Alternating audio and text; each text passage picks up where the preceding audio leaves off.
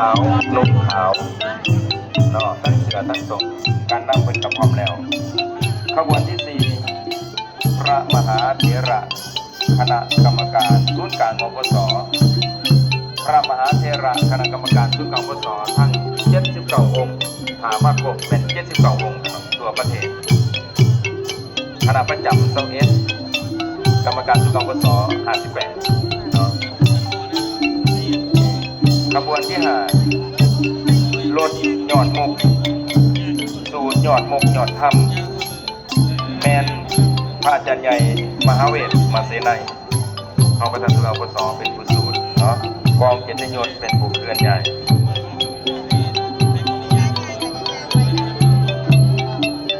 ขบวนที่6รถเคลื่อนใหญ่สรการสังขารติดศพของพระอาจารย์ใหญ่ประธานแมนคณะกองเกียรติยศขบวนที่7พระสงฆ์สามเณรทั่วประเทศเนาะและทั้งภายในและต่างประเทศเนาะพระอาจารย์พระสงฆ์ลาวเนาะคณะวัฒนธรรมนครหลวงรับผิดชอบคณะวิธีการรับผิดชอบขบวนที่8ดนตรีพื้นเมืองลาวคณะวัฒนธรรมนครหลวงรับผิดชอบท่านนางเพียงพรแก้วคุณศรีหัวหน้าขอบทนครหลวงคณะที่9แมนคณะกรรมการรับผิดชอบงานชาปนกิจการนำครอบครัวการน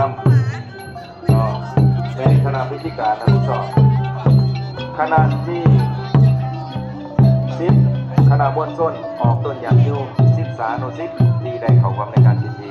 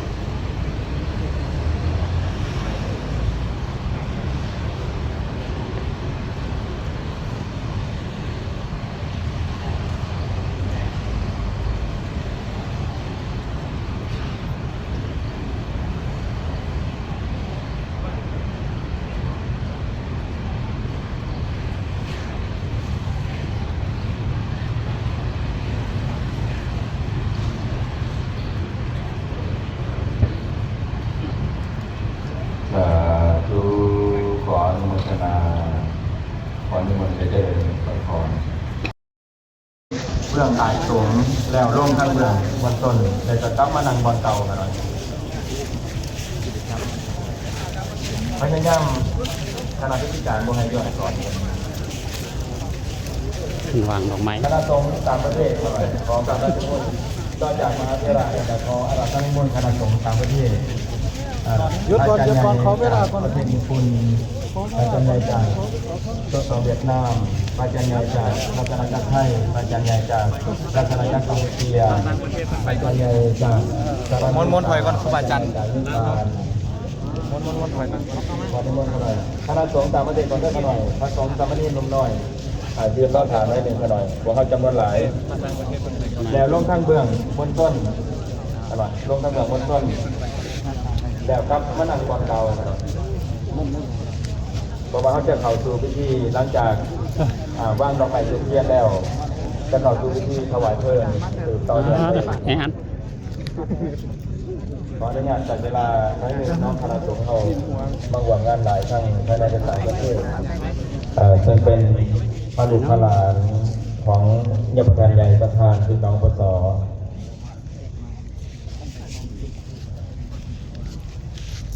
จัดเขาเป็นแถวด้วยทนายเดอร์คณะสงฆ์ที่ได้พิจารณาผ่านใจที่ว่ามาสกุลขอนิมนต์คณะพิธีการได้นำเอามาถวายเป็นอยู่ที่วันนังสำหรับคณะสงฆ์ที่มาร่วมงานขอนิมนต์ลงทางเบื้องบนต้นแล้วครับเอาจตุปัจจัยถวายให้แก่พระอาจารย์ที่ได้มาร่วมงานนอกทั้งพระสงฆ์องค์สมณเณรลงตะบุญขึ้นนิมนต์ขึ้นและการลงสองทางได้บ่คณะพิธีการเพื่อให้ใบขึ้นขึ้นทั้งเบื้องอาจสงฆ์ทั้งเบื้องเต็มประลัมพิสาธุ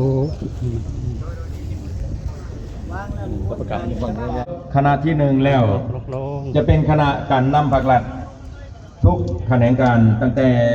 การนำขันสูงการนำขันกระทรวงการนำขันนครหลวงและขันเมืองขันบ้าน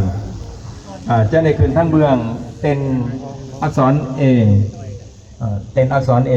ขึ้นเบื้องเต้นการนำแล้วจะลงทั้งเบื้องสภาแห่งชาติพระอาจารย์มุทวีเพื่อหย่อเวลาลงขอขึ้นทั้งเบื้องเต้นการนำและกระลงทั้งเบื้องสภาแห่งชาติเป็นไปได้มอกันหน่อยเป็นไปได้กันหน่อยเป็นยกมือแหละขอเจริญพรเชิญคณะจะตั้งพิธีสถาปนกิจศพได้นำเอาดอกไม้บักเบงทั้ง8ขันขึ้นไปน้อมบูชาคุณขอเจริญพรเชิญคุณได้จ่อเห็นไหมจ่อบอก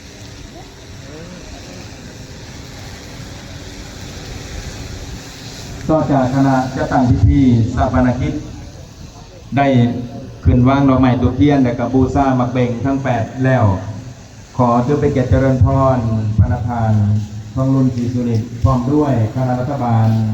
คณะกำนำภาครัฐได้ขึ้นต่อฝ่ายนี้ท่านผู้ชมกำลังเบิ่งเจริญพรเชิญเพิ่งซบเด้อนี่เลยบรรยากาศ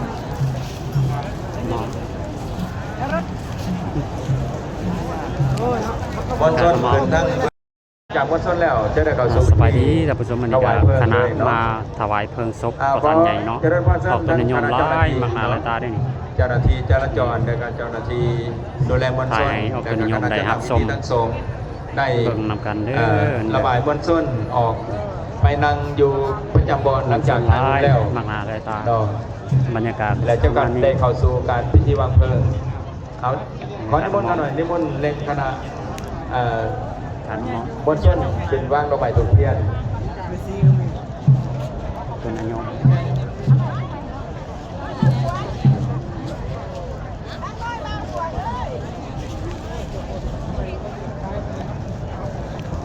ตาเด้อ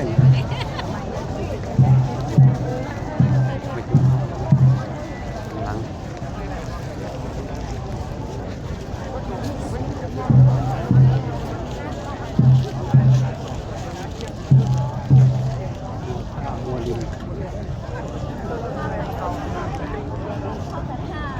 ได้กันหน่อย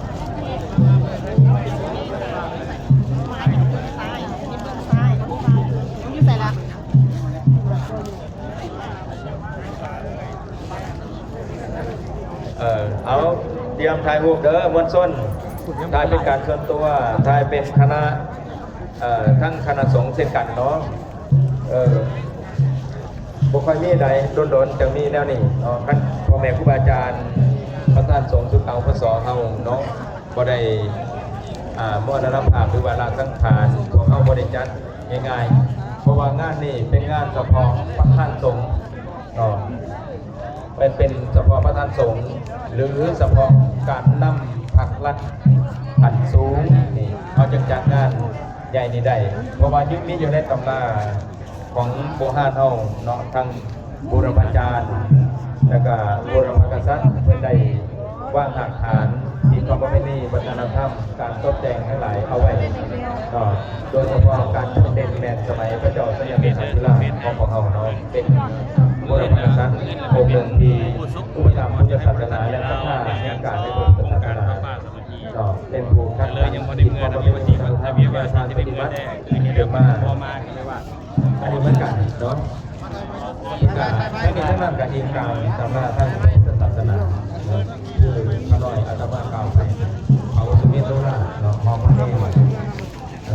เอายิ่งทายวุฒิเด้อทายวุฒิไปเป็นการส่วนตัวแต่ละทางแต่ละมณฑลหลังจากแล้วก็จะเข้าสู่พิธีถวายเพลิงถวายเพลิงก็จะเป็นถวายเพลิงสามัคคีเนาะจะมีคณะสงฆ์มหาเถร